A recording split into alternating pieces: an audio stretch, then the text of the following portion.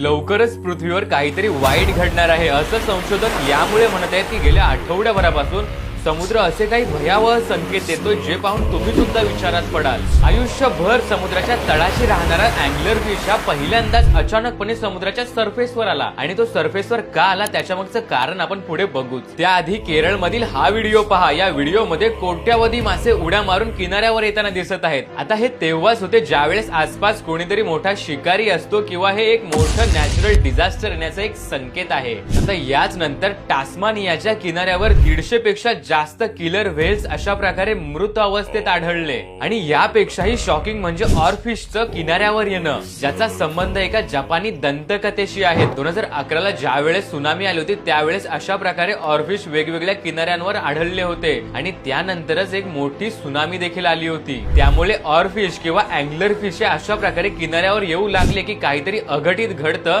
असं म्हटलं जातं। आता एक गट असं म्हणत आहे की पृथ्वीसाठी एक धोक्याची घंटा आहे, कोणतरी एक मोठं संकट पृथ्वीवर येणार आहे। तर दुसरीकडे काही लोक म्हणत आहेत की हे वाढतं पोल्युशन आणि क्लायमेट चेंज मुळे घडणाऱ्या गोष्टी आहेत। आता हा खरंच काही योगायोग आहे की याच्याकडे खरंच लक्ष देण्याची गरज आहे, हे तर येणारी वेळच ठरवेल।